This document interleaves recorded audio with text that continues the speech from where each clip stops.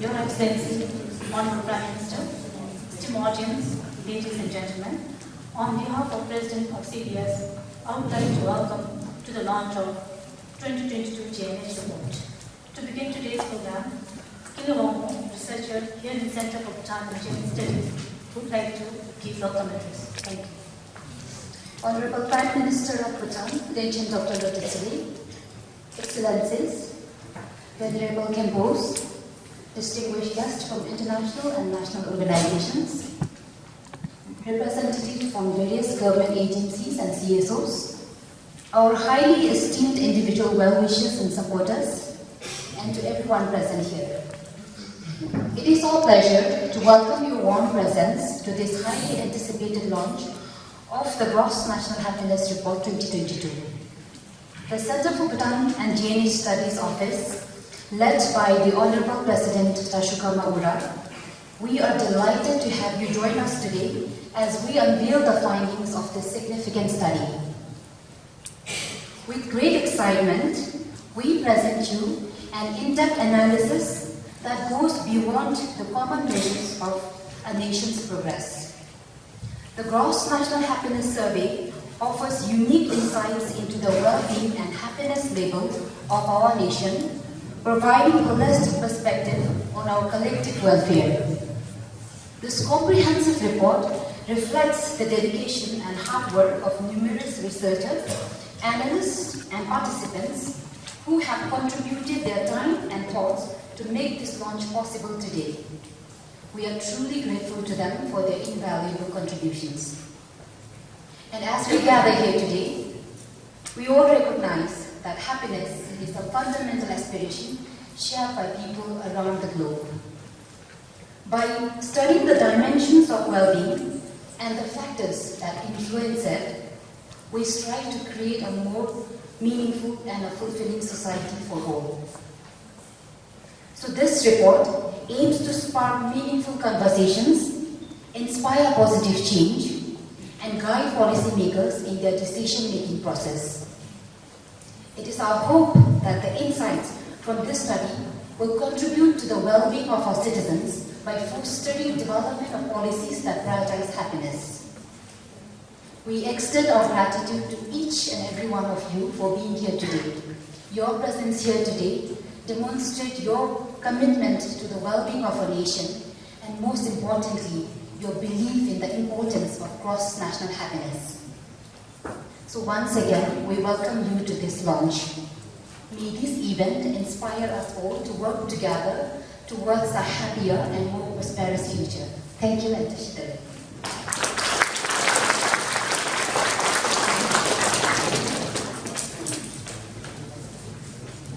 Thank you, Kile.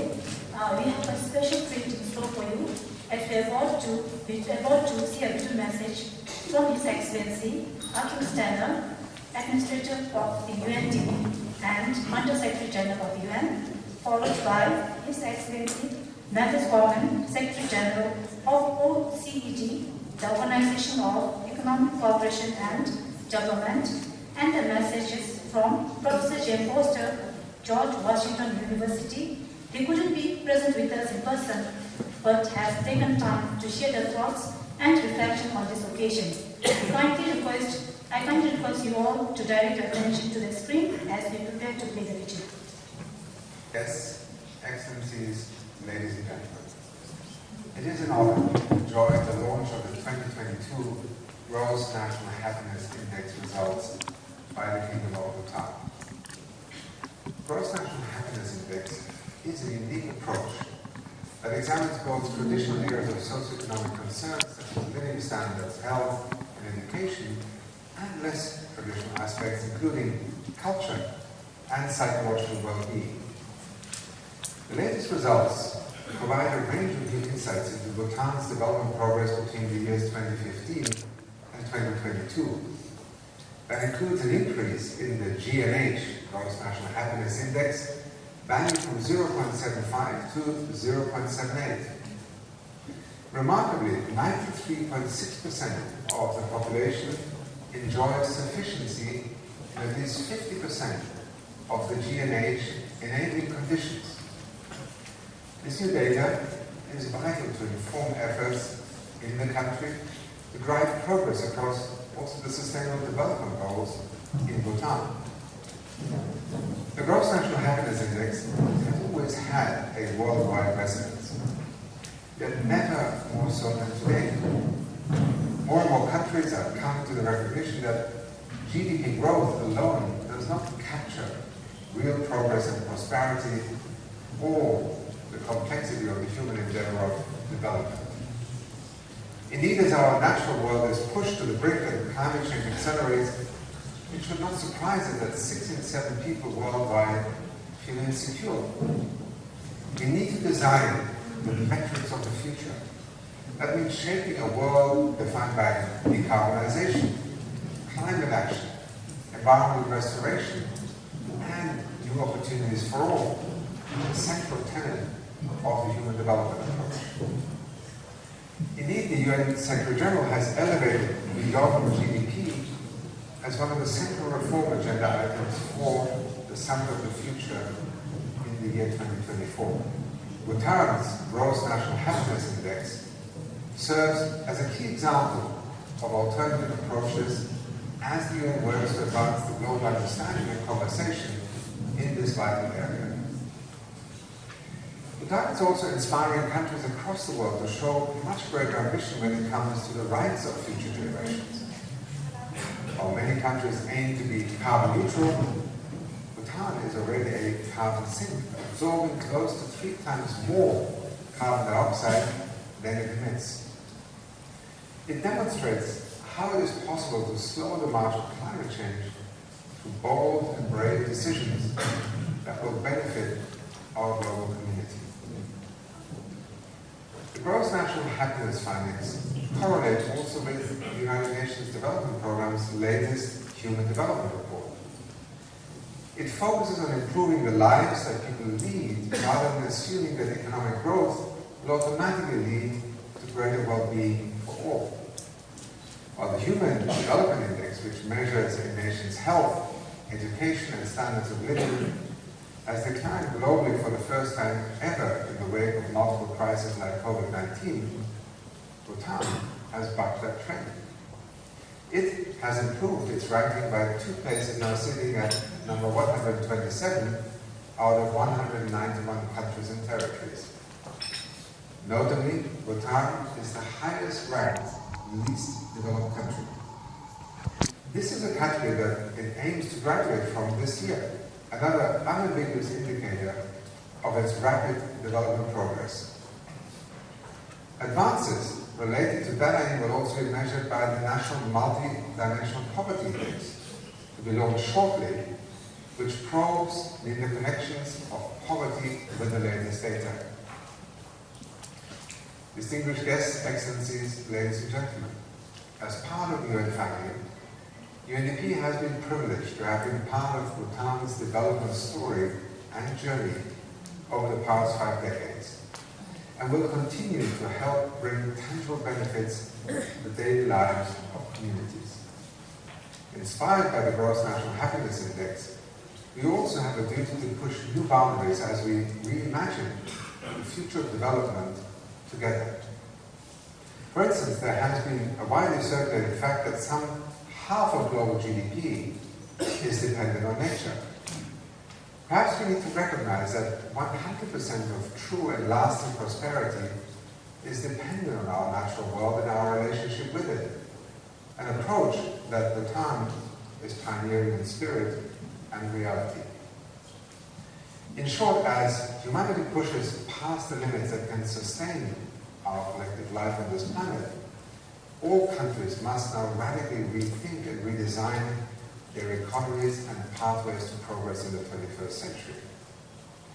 In this respect, I would like to express my sincere gratitude to the Center for Bhutan and Gross National Happiness Studies and the Oxford Poverty and Human Development Initiative for this important and very timely report.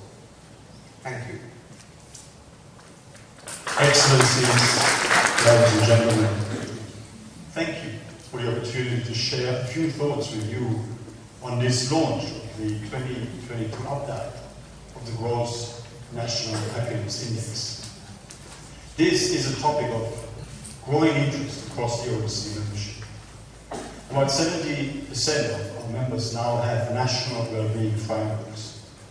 And just last week, G7 finance ministers agreed on the need to use multi-dimensional indicators to measure welfare, to integrate those indicators into the policy-making process, helping to deliver better policies for better lives. Bhutan has been a global pioneer in the holistic assessment of citizen well-being ever since His Majesty Driglam Namzha introduced the idea of gross national happiness in 1972, some 51 years ago. But this idea was later enshrined in Bhutan's 2008 democratic constitution and endorsed by the UN General Assembly in 2011. That same year, here at the OECD, we launched the OECD Wellbeing Framework to better capture the determinants of societal well-being.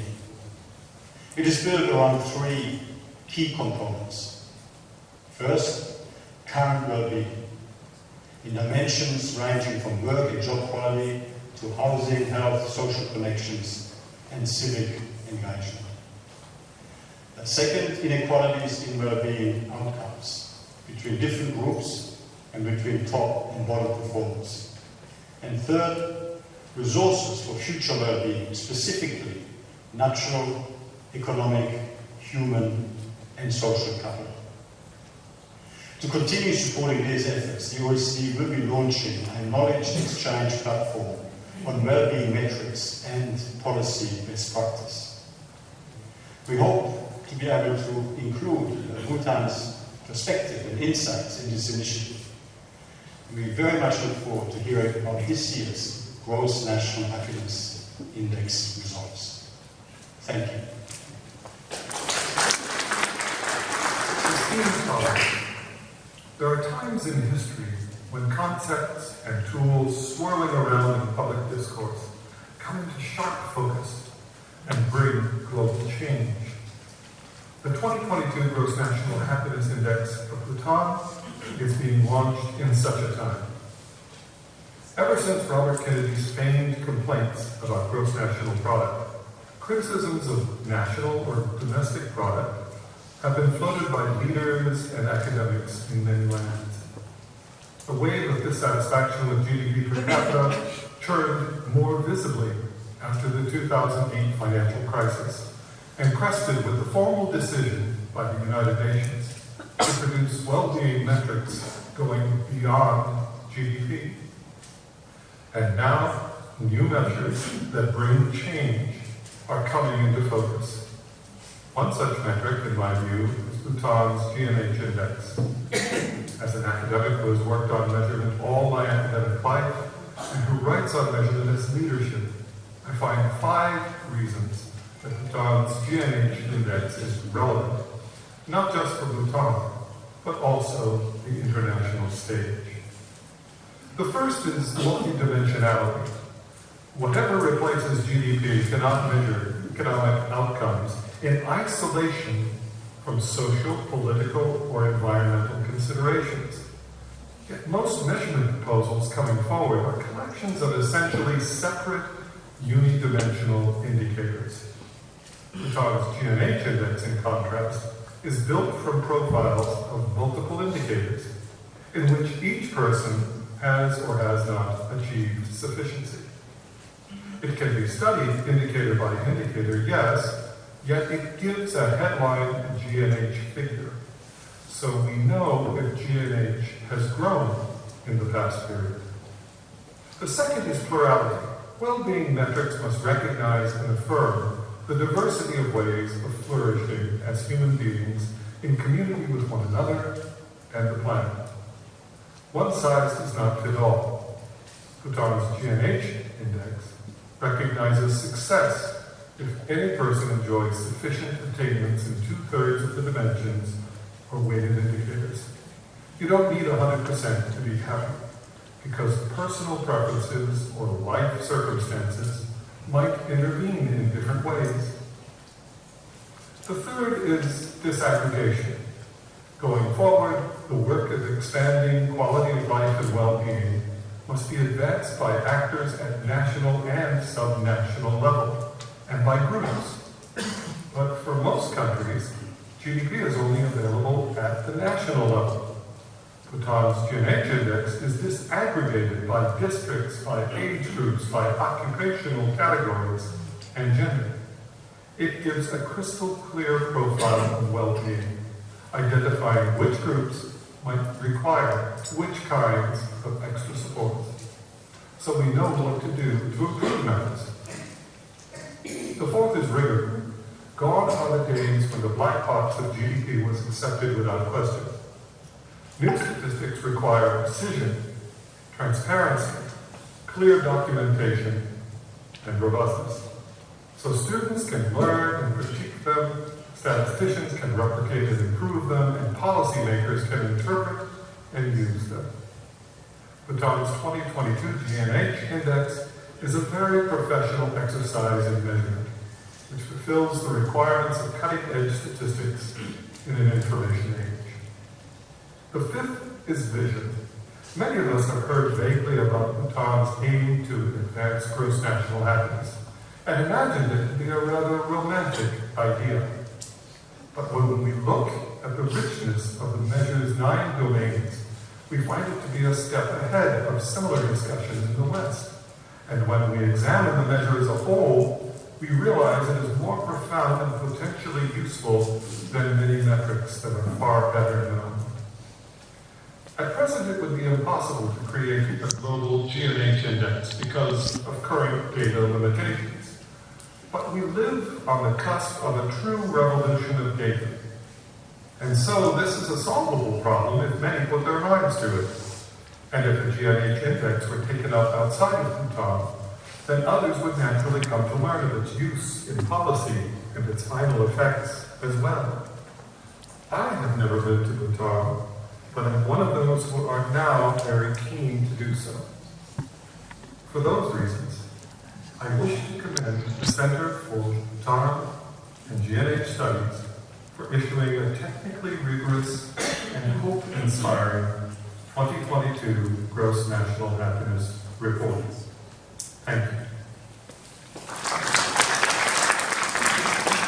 Let us take a moment to express our gratitude to our special guests for their inspiring words and for their unwavering commitment to the cause of GNH.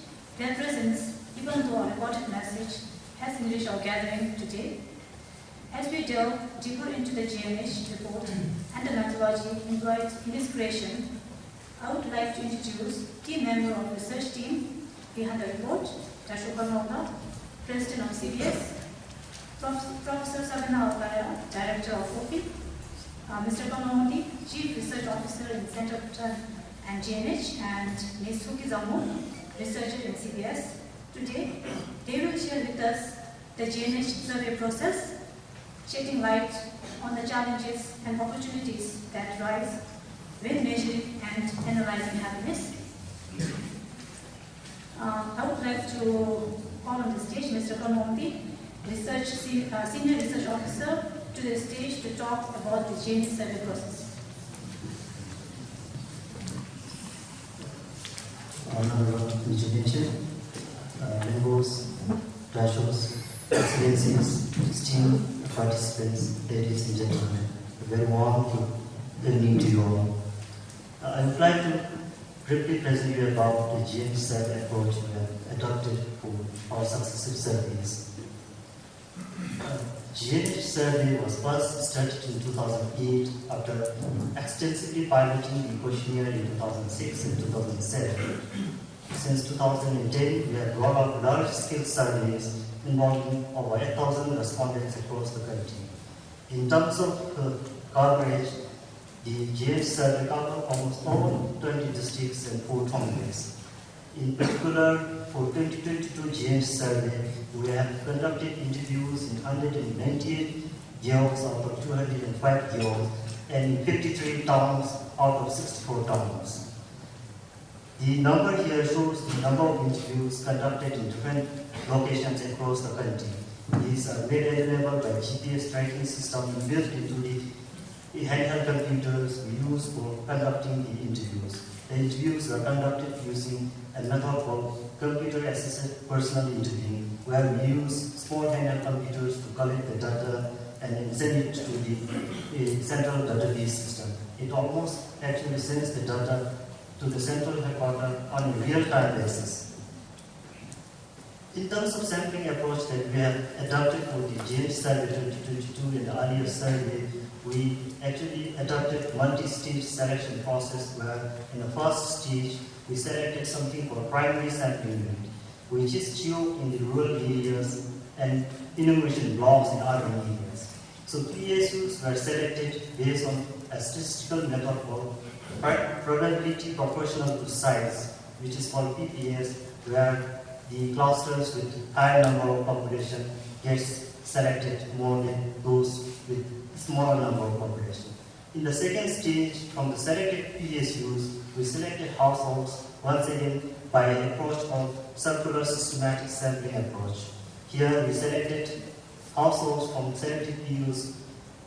In the third stage, the final selection unit dates for individuals which we interview were selected using something called pitch grid system, where this is a randomization process where an adult member who is 15 years and over is selected randomly from the selected households. The sampling frame for the 2022 GNH survey was provided by Population and Housing Census of Bhutan 2017. For those selected clusters, we actually completed a complete listing of households to update the listing in the selected sampling units. In the map, you can see here is the cluster selected from Timbu. The shaded ones are the clusters that we have selected for interview. In terms of distribution of sample size between rural and urban areas, we distributed sample in the proportion of the actual rural and urban proportion. In 2022, 73% of the sample was drawn from rural areas and the remaining 27% were drawn from urban areas. In terms of the zone count, Gaza has the smallest sample size at 250 respondents, while Mongar has the highest number of respondents with 660. In terms of response rate, out of 11,440 samples for the 2022 GNH survey, we managed to successfully complete the interview for 11,052, yielding a response rate of over 96%. In terms of the data collection approach adopted, we have used face-to-face in-person interviews using computer-assisted personal interviewing approach. Interviews are mostly held at the residence of the respondents, sometimes in their homes, sometimes outside their houses, sometimes in the field if the respondents happen to be working in the field during the time of our enumerators visit, as you see in the left-hand side of the picture, or sometimes on the way to or from work. So interviews usually happen in different locations, but near the vicinity of the respondents' residence. In terms of instruments used, we have used the structured survey questionnaire, which contains 9 domains, which will be presented in detail by my colleagues, Soki and Serena. Question which was set initially in English was translated to Zonta, Khosampa, and Samnaka for uniformity in translation while interviewing the respondents. On top of that, we have also developed enumerators manual to maintain the consistency in interpretation of the questionnaire while collecting the data. So we have translated first set in English, which was translated into different languages and dialects, and then we have developed the enumerators manual. In terms of the manpower used for collecting the data, we have recruited over 94 DSUPs with a minimum of bachelor's degree. They were trained for about a week before sending to the field for data collection. So each team was led by a field supervisor who are mostly researchers from the center. The field work actually lasted about 4 months. The first interview was conducted on 11th April 2022, and the last interview in Lunana was conducted on 9th. So we have actually conducted interview for over 4 months. The average interview, that's one interview session, lasts over an hour and a half. So specifically, we calculated that the average interview comes to about 1 hour 45 minutes. These are the images where our principal organizers and animators actually walk with their respondents. The picture seen here is from Songrepa. This is from Pemagacha, so in the middle is from Tashiangze. So innovators walked across the breadth and length of the country to collect the data for the GNH Survey 2022. Thank you so much. Thank you, Professor. Next we have Suki Samu, who will talk on GNH report writing process. Your Excellency, Honorable Prime Minister, Honorable Members, distinguished guests, and ladies and gentlemen. I feel immensely privileged to have had this opportunity to share with the esteemed audience here the writing process involved in the 2022 GNH Index results. So, looking back, it has actually been a very long journey for us to develop a measure for GNH that not only encapsulates or preserves the multidimensional aspect of well-being and happiness, but also helps us to track and monitor holistic progress in a GNH sense, which also helps us to prioritize GNH policy areas, and also, in a way, assess the sectors to align their goals and objectives with GNH. So far we have had multiple publications and reports from the 2015 and the 2010 GNH Index. And if you were to ask this question, what did we do differently for the 2022? Then we did three things differently for the 2022. The first one is we tried to determine if the rich people, which is the high income earners, whether they were GNH happy. Because that is the dominant narrative model, that if you're rich, then you would have all your well-being conditions sorted out. So we tried to examine that. Second thing that we did differently this year is we tried to introduce some profiles and traits of happy people, trying to introduce the readers with some of the conditions and circumstances that the happy people, when I say happy, I meant GNH happy people lived in. And finally, we also tried to introduce some policy, very concrete programmatic interventions that could be used to help improve those indicators or those GNH conditions that are lagging behind them. So these are the three things that you'll find new in the 2022 GNH booklet. Now, overall, the GNH Index, again, as cited by the earlier speakers through record radio messages, is that it helps us to understand how Bhutanese are doing across the 9 dimensions. And because these 9 dimensions, the makeup of these 9 dimensions are those 33 GNH conditions, essentially, through the GNH Index, what we are trying to do is to assess, are the Bhutanese achieving those 33 GNH conditions? And these conditions, if you look on the screen, they have a huge range. They range from the one end of the spectrum, which is very income and very conventional indicator focus, which is focused on housing and so on, to the other end of the spectrum, which is very non-monetizable, like sense of belonging to your community, or your trust in the community levels, or your mental health and so on. So we have a broad range of GNH conditions included in the GNH Index. And it is a comprehensive set of indicators at the end of the day that encompasses almost every vital aspect of human flourishing. And based on how much of these conditions, how much of the GNH conditions are being met, we try to classify Bhutanese into 4 groups: deeply happy, extensively happy, narrowly happy, and unhappy. For instance, if an individual has met almost majority or most of the 33 GNH conditions, then they are classified as deeply happy. Likewise, if you go to the other end, if that person has met only few of those 33 GNH conditions, then we classify him or her as unhappy. At the end, it is just a method, it's a system that we have developed to classify people that are enjoying different levels of GNH conditions.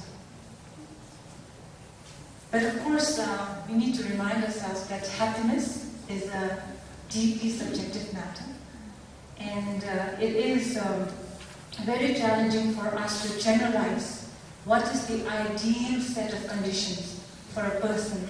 What is the ideal set of causes and conditions that's required for a person to be happy? But nevertheless, for policy-making purposes, for policy decisions, it is vital and beneficial for us to draw a line, to draw a cutoff. So therefore, for the GNH index, we have a cutoff of 66%, which essentially means that if a person has achieved sufficiency less than 66%, then that becomes a policy priority for us. Now, in terms of the contents of the booklet, there are 5 chapters, and the first chapter, what it does is it actually provides insights on the key statistics and the key measures of the GNH index. The GNH index value itself, it ranges from 0 to 1. And then we also have accompanying statistics like the share of happy people, for instance, or the average level of conditions that that share of happy people has achieved.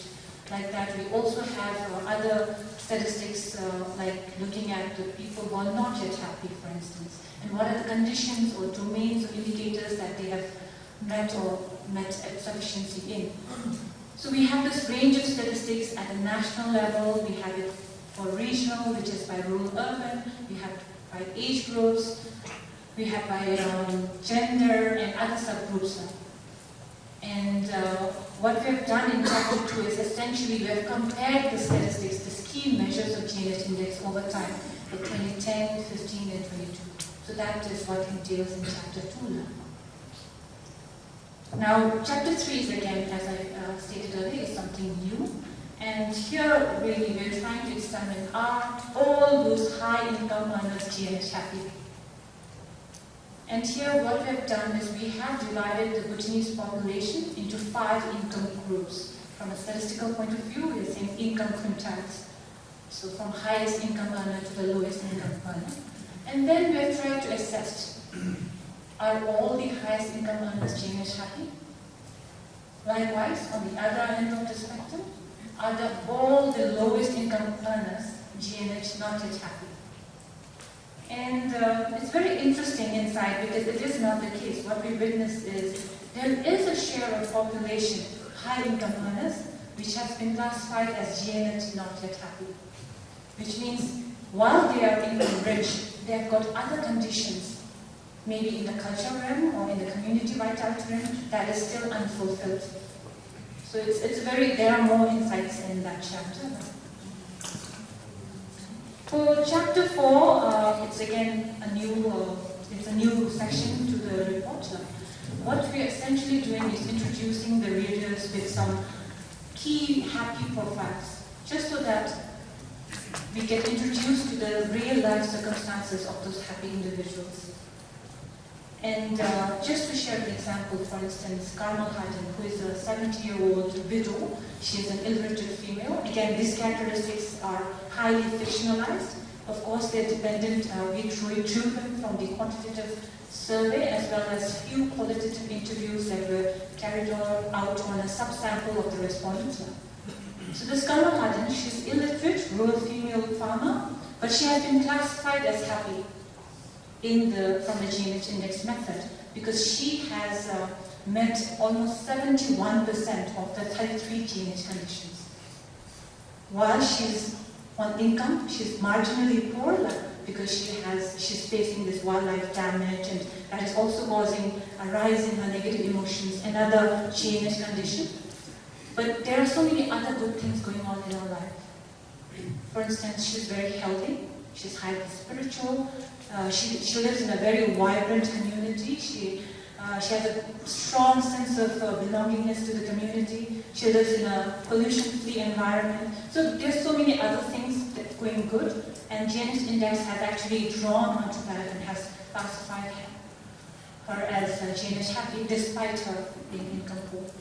It's bringing that holistic nature of the GNH index method in play here. Another example would be Doji Kelsen. Now, he is an urbanite and he's been working for the bank for many years. He is a business management graduate, and from a GNH index, it was found that he almost met about 80% of those 33 GNH conditions. And like Kamal Hattan, he has few of the things that are going wrong, but many of the things going right, that are often taken for granted in our lives. For instance, he is found to be healthy, he is found to also have a very strong community and family ties. While he feels that he lives in a community where river pollution is environment, he also has a very strong conservation attitude, which is another GNH condition that needs to be met. And he also has a decent standard of living. So what GNH index does is it helps us to zoom into the multiple conditions and life circumstances of an individual that he or she is experiencing or living in.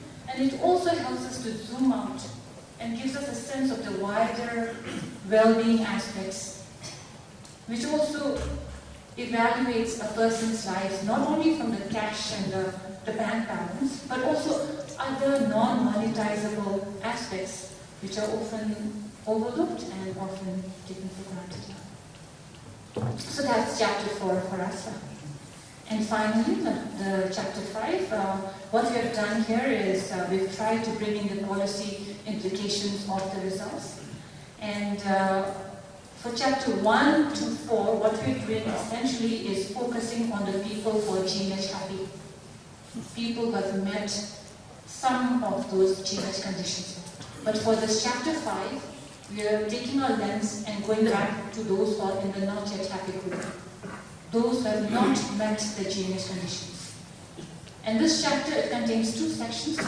One section, what we try to do is try to scan and map the existing annual performance agreement, so that those annual performance agreement had some outputs and outcomes aligned, and we try to match, do they contribute to the 33 GNH conditions?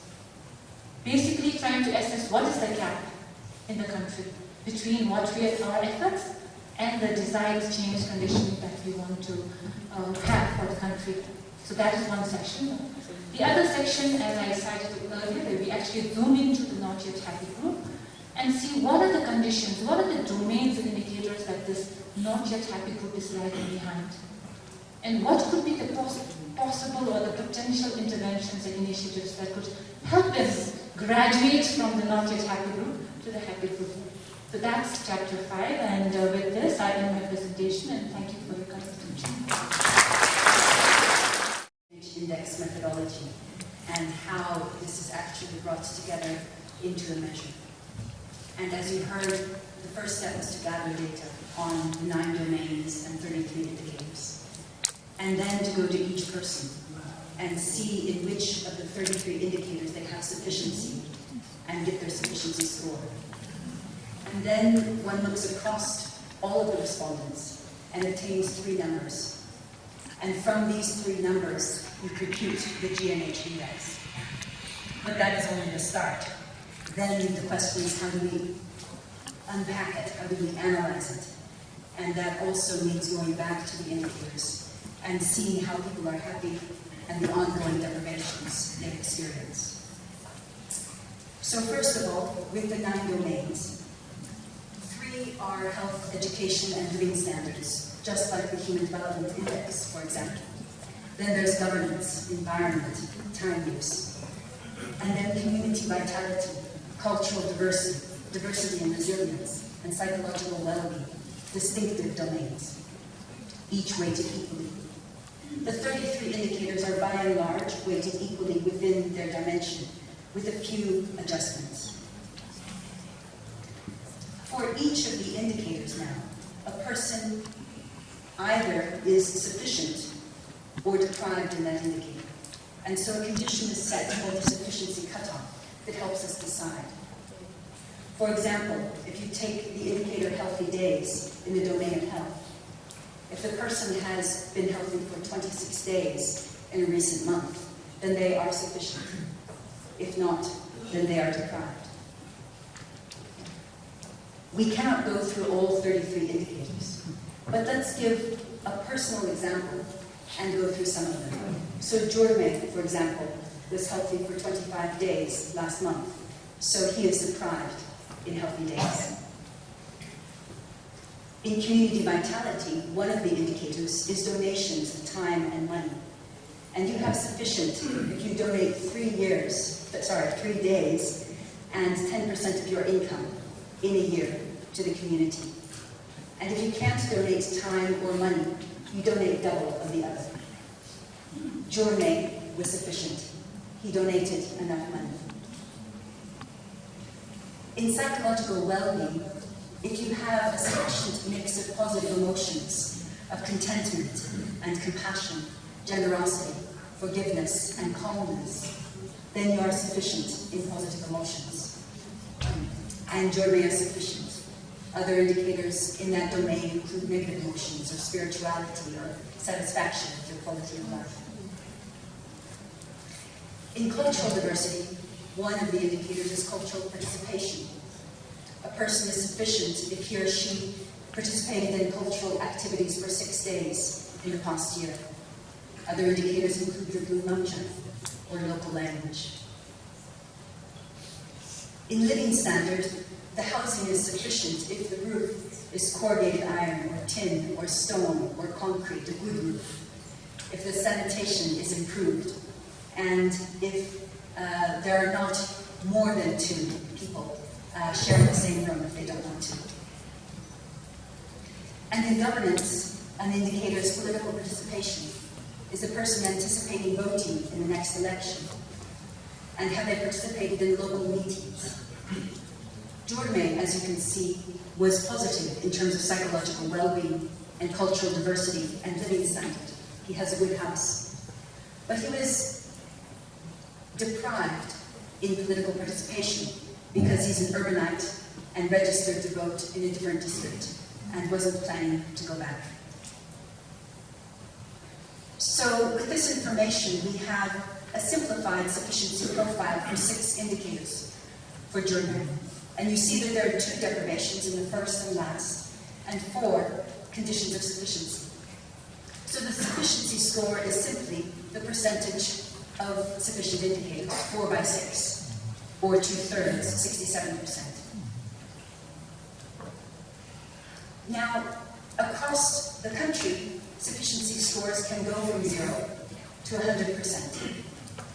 And as was mentioned, people are divided into a gradient, depending on where their particular sufficiency score fixes. And unhappy is less than half, less than 2/3 narrowly happy, 2/3 to 77 extensively, and higher is deep. And the top 2 categories are characterized as GNH happy. But that is not speaking about the personal condition, but whether they have achieved the causes and conditions of happiness. The last mile is their own. The not yet happy people are the priority for policy. Jorme has a sufficiency score of 67%. So he belongs in the narrowly happy category, extensively happy category, and in the GNH happy group. Now we have the person's sufficiency score, and now we take it to the societal level. We'll do this with 4 people. So we are swapping Jorme's sufficiency profile on the side. And it's in this box. You see the deprivations are in the first and last column. And the indicators with sufficiency are shaded. And so Jorme has sufficiency in 4 indicators, but Belke beneath him in 5, and they're different. So each person's profile could be unique. But for each person, we count their areas of sufficiency with the weights, and we develop their sufficiency score. And so, for example, Sonam has 2 out of 6, which is 1/3, or 33%. And Wangchen has 3 out of 6, half, 50%. So again, using these scores, we are able to classify them on the happiness gradient. Jorme was extensively, Belke is deeply happy, Sonam unhappy, and Wangchen narrowly happy. Now for the GNH index, we simplify, and we just look at the 2 groups. So the top two categories are in the GNH happy group. And we want to know what percentage of the population fall in that group. So here it's 2 out of 4 people. So 50%. That's the incidence of GNH. And we do the same for the not yet happy people. Again, in this very simple example, it's 2 out of 4 people who are in the not yet happy category. So that is 50%. So those are 2 of the 3 numbers we require for the GNH index. But there's one more. The people who are not yet happy do have some sufficiency in something. And we want to give them credit. We want to give credit for and recognize those sufficiency areas. So we take the average sufficiency score among not yet happy people. So 33 plus 50 divided by 2, 41.5, let's call it 42 to be simple. So those are the 3 numbers which generate the GNH index. Just again to stress that the GNH index refers to the causes and conditions of happiness. But therefore it includes people who are characterized as happy, because if they have 2/3, perhaps they can make any other progress remaining themselves. And then all of the sufficiency enjoyed by the not yet happy group. It ranges from 0 to 1, and 1 is the perfect score. So how is it computed? Using those 3 numbers. And it's only addition or multiplication, so if there are teachers here, it's easy to teach.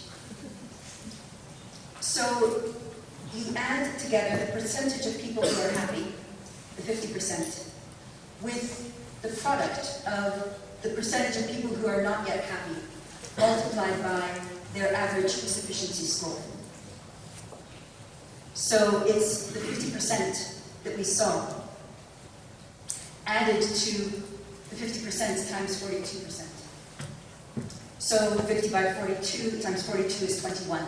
And so the GNH of this society would be 71, or as we write it, 0.71.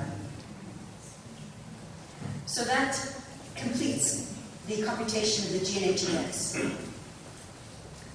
Finally, there are 2 things to learn at the national level and by all of the different groups. The first is how are people happy? And going down to the information that we already have, you see how the results are generated. Because you count down each column. If you think of healthy days, 3 out of 4 people, all except Germany, had sufficiency in healthy days. And so 75% of this small society had sufficiency. And so we can see the patterns across the different indicators, where here the positive emotions also have the highest incidence. But for policy purposes, we want to focus on the not yet happy. Because if any deprivation of any not yet happy person is improved, the GNH is improved. It's only sensitive to the deprivations of not yet happy people. And so here, we simply look at the percentage of the population who are both not yet happy and deprived. In the case of healthy days, it's 0. But in the case of donations, it's 50%.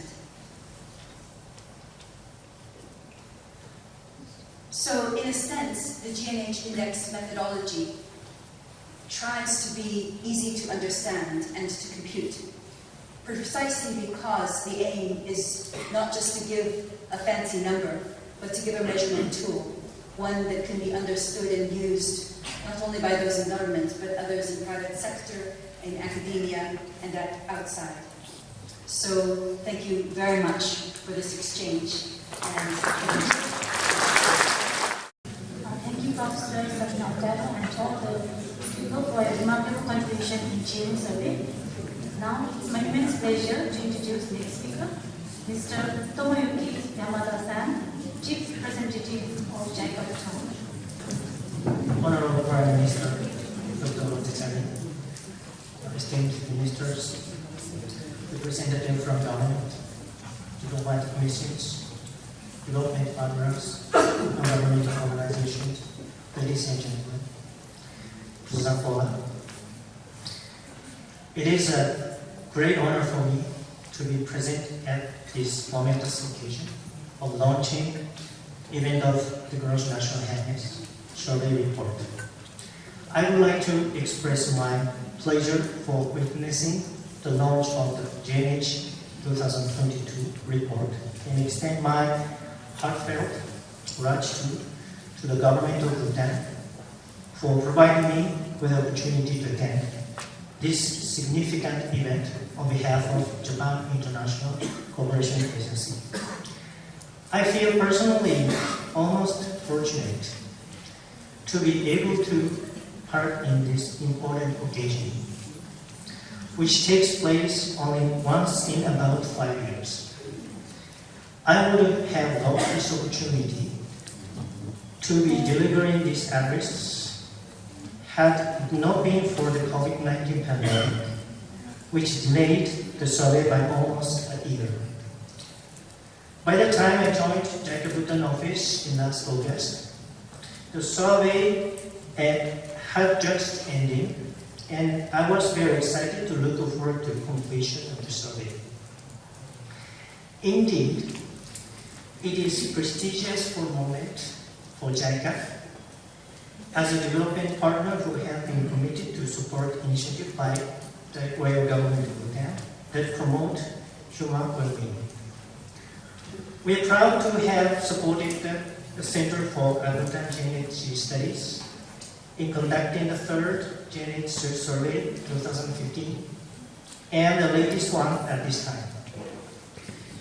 Our partnership with the Center for Bhutan and GNH Studies has been a remarkable journey, and we recognize the importance of this collaboration in fostering Bhutan's development and enhancing the well-being of its people.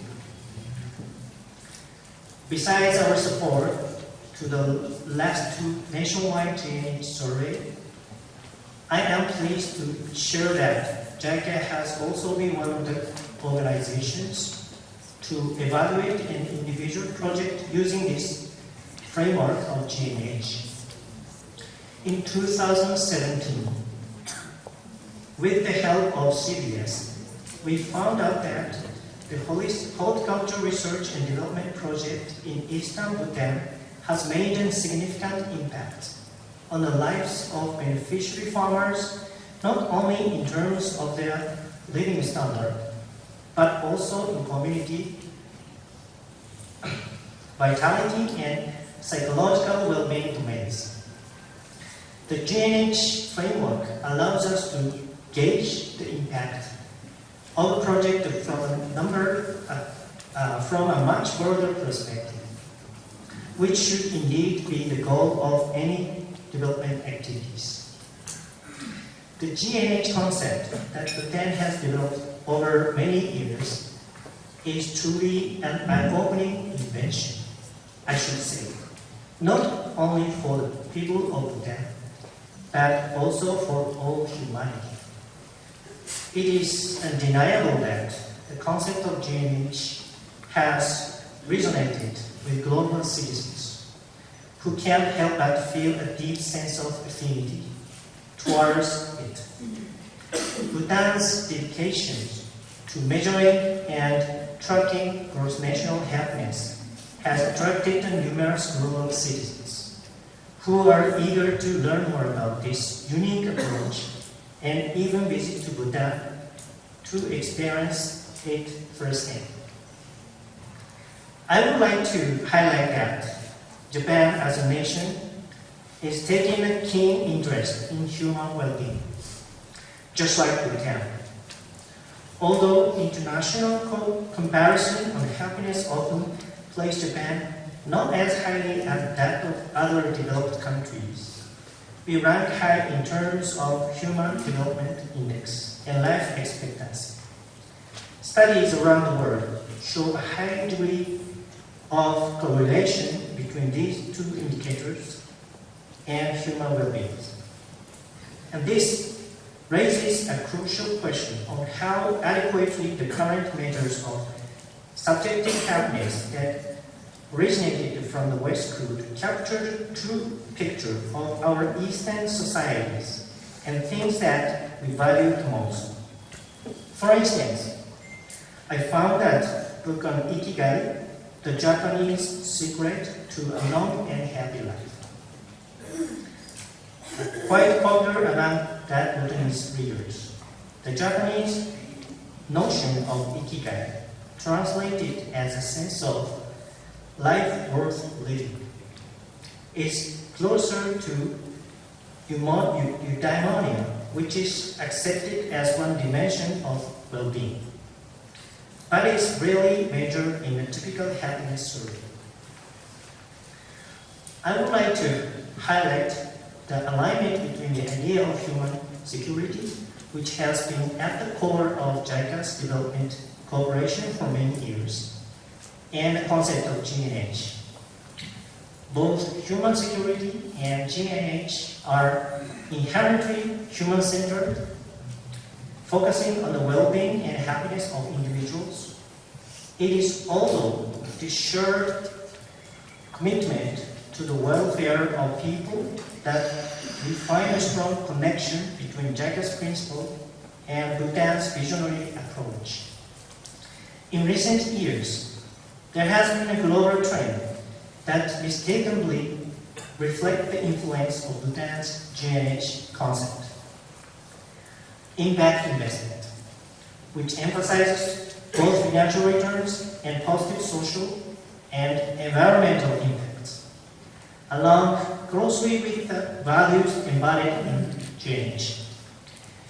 The recognition that well-being extends beyond material wealth and encompasses holistic measures of happiness and fulfillment is gaining traction worldwide.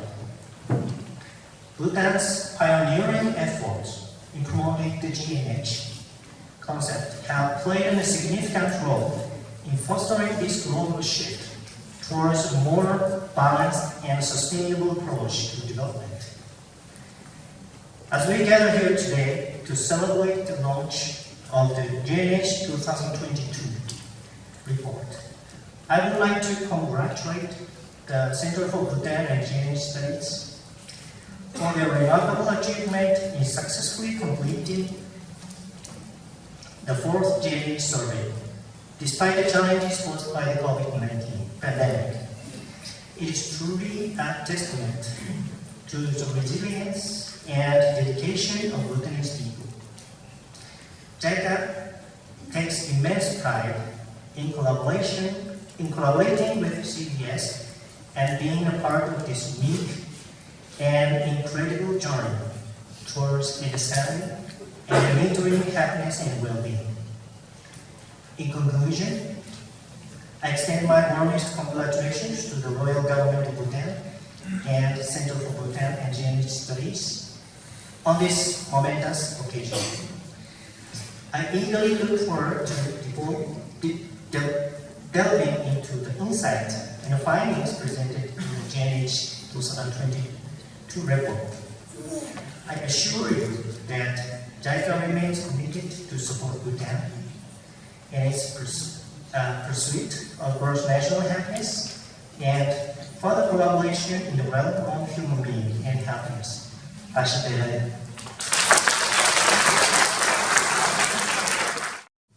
Thus, Honorable Dishe Tumjuntaza, Excellencies, Tashos, and my good friends.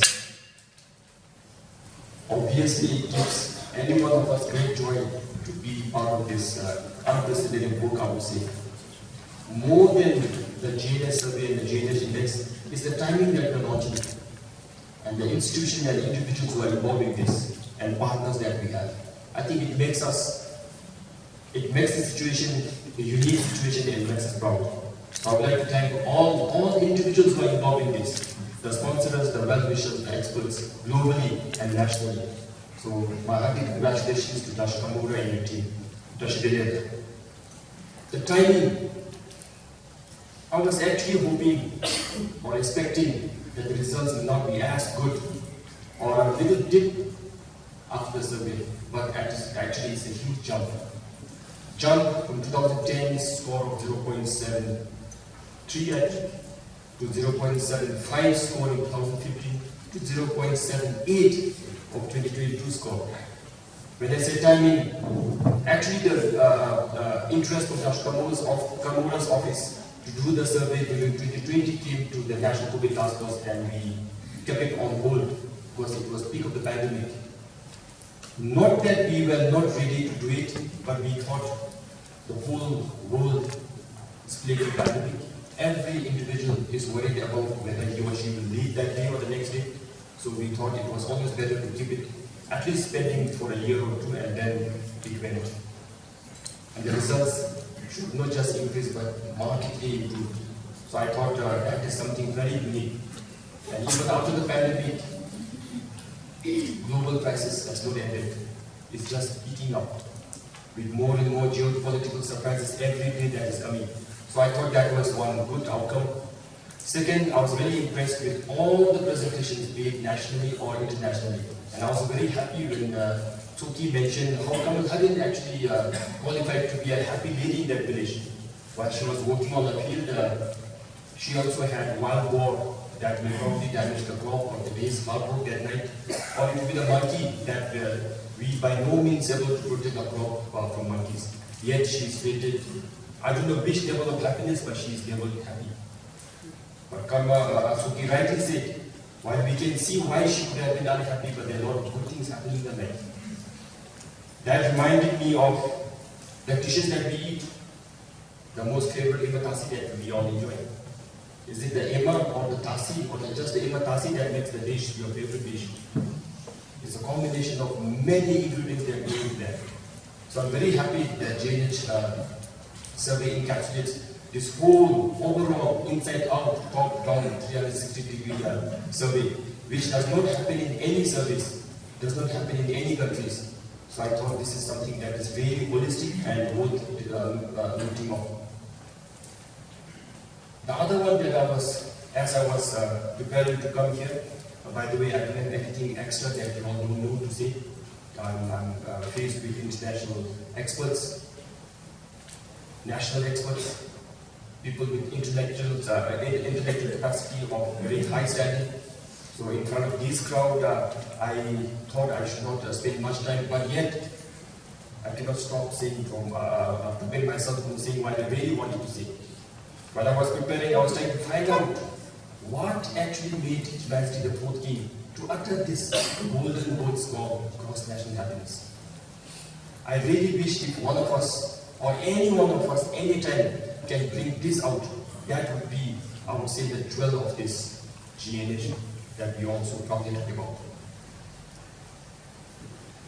Until I took this present office, I heard this word, cross-national happiness, but I have to admit that I did not use it seriously.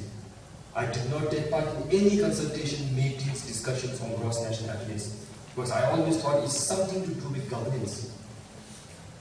After taking this present office, wherever I went, nationally, internationally, first thing that any international leaders relate to two things. One, oh, the land of cross-national happiness. Oh, your King Jigme. These are the two things that comes out very prominently. And we all know undoubtedly that these are our national pride. So going forward, we all must get together and see how we can evaluate this jewel that we have in the system. If we leave this in this launching day today and at the CBS campus, it will be any other document that will collect dust, will not be of much use to us for sure, but to surprise us, it can easily be used by many other experts in other countries, maybe a decade or so down the line. Then we will review it. So on this day, I would like to request Kamora, your team, and your center to make sure that these are used effectively in policy making. From my side, from the government side, we are here to offer you unconditional support with these unique features that we do not really have to reinvent the wheel. Everything is there. We just have to commit and use it. In the 12th plan, we tried a little bit I have to admit that it is not wholesome, it is not to our satisfaction, but we try to use GNH index in allocating resources to our local governments. In resource allocation formula, I think it amounts to about 15%. But yet, as I said, it's not wholesome.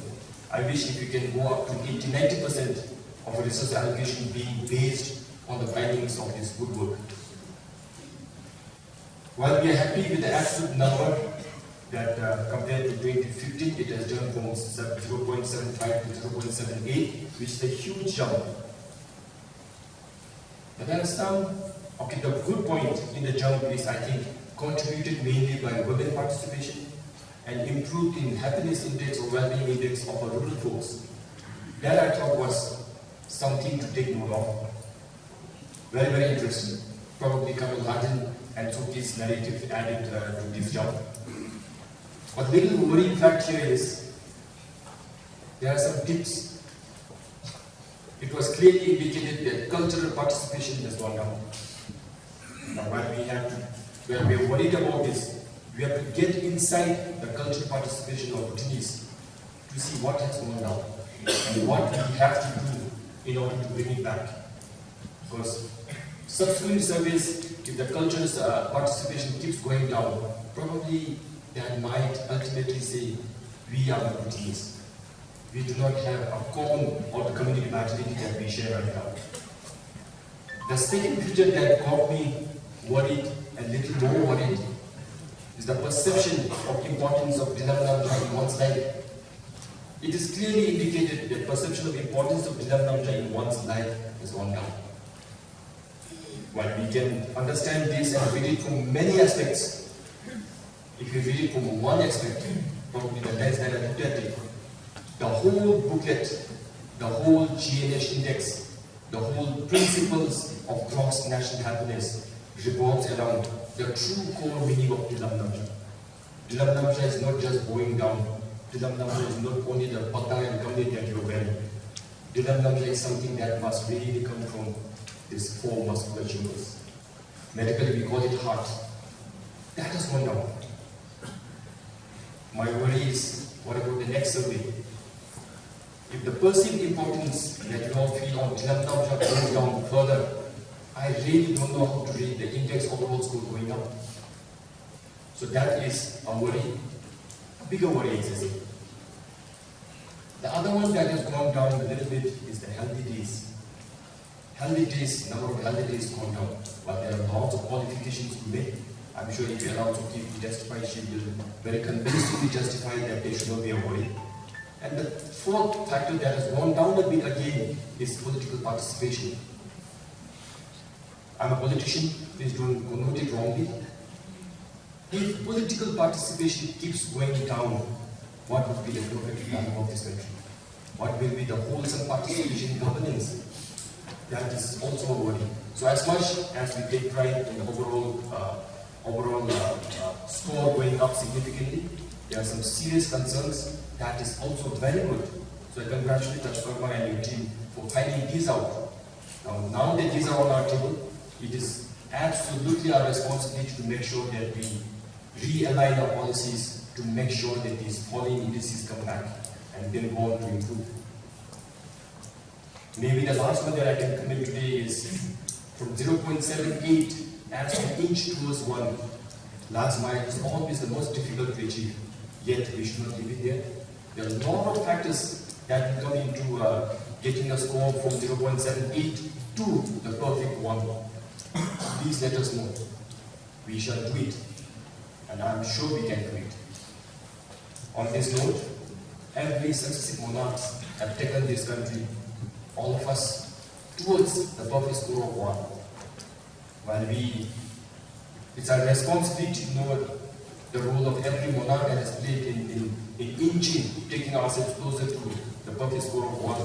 What is the role of present monarch, His Majesty the King? As we talk, as we gather here, His Majesty is on this journey to take us closer to the perfect score of 1. As we talk, as we are fortunate enough to gather in this hall to be part of this historic moment, we all must, without any doubt, know that the major reforms that's being undertaken in the country, that every individual is worried about, is actually the biggest chapter that will fill up this little gap between 0.78 and the perfect score of 1. I really wish Bhutan hits that perfect score. I wish you all the best and thank you very much. Now it is my immense pleasure to welcome the Honorable Prime Minister and Mr. Yamada-san to the stage to mark the official launch of the GNH 2022.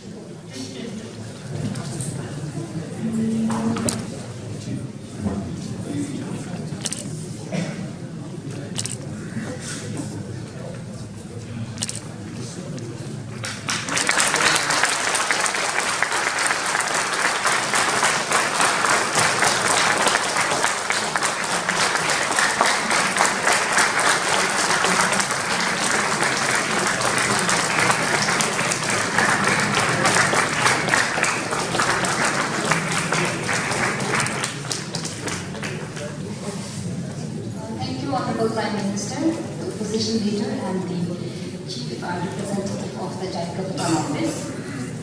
So, moving on with the agenda, and I assure you that we are not going to keep you longer. So we're coming to the end of the program, almost there. We now have a launch of a book entitled Gemi Conducive now Giyunga Kimpelzumkol Chitar Sumyuchu. So loosely translating to the concepts of cross-national happiness as pinned in the Buddhist canon. The book is authored by researchers Lopin Doji Gyalchen and Kempo Punsu Gyalchen under the guidance of Tashukama Ura and Professor Sabina Abdul. So may I have this honor to kindly invite Your Excellency Nipo Doji, the opposition leader, to kindly do the honor of launching their book.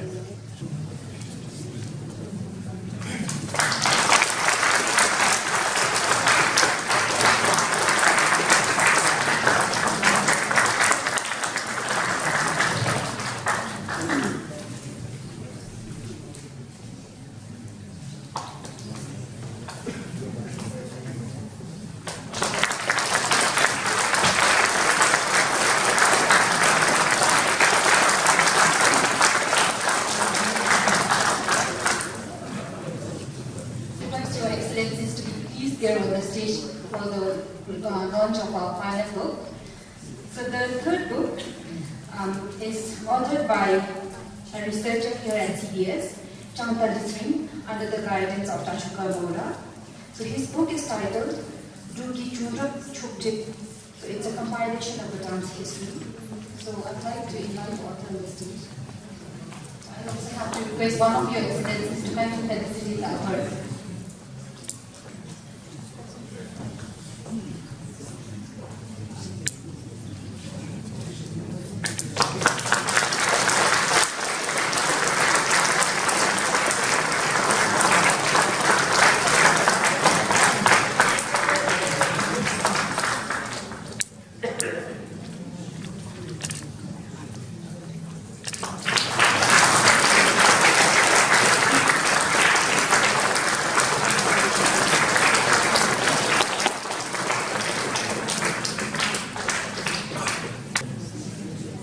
Your Excellency, mentioned Dr. Noticing, Temples, Excellencies, Dashus, officials from various agencies and ministries, officials from CSOs, NGOs and private agencies, Venerable Kimbals, distinguished guests, ladies and gentlemen.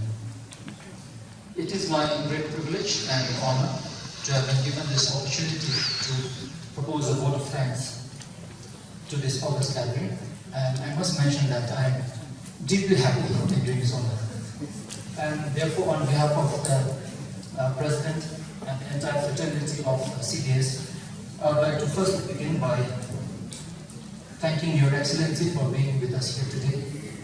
Your presence here is a testimony of deep and unwavering support to the philosophy of GNH, legacy and a gift that our beloved monarchs have handed over to us and to the entire world.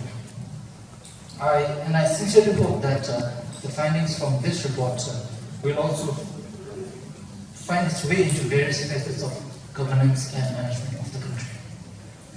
As a researcher, I firmly believe that a research institute without fund or funding support is almost similar to a musician without an instrument. So, therefore, I would like to mention our deep gratitude to Japan International Cooperation Agency, JICA, for their generous funding support for the GNH survey fieldworks and today's event as well. I would also like to thank and extend our deep appreciation and offer thank you to all our esteemed guests representing various governments, non-government and private offices. Your presence here today has made this occasion special, memorable, and a successful one. And I can affirm that without your cooperation and support, this event would not have been successful. Finally, it would be very remiss of me not to mention my gratitude to the entire team of CBS, led by our President, Dr. Karmaura, who have walked the extra mile in making this event a truly successful one. So thank you very much.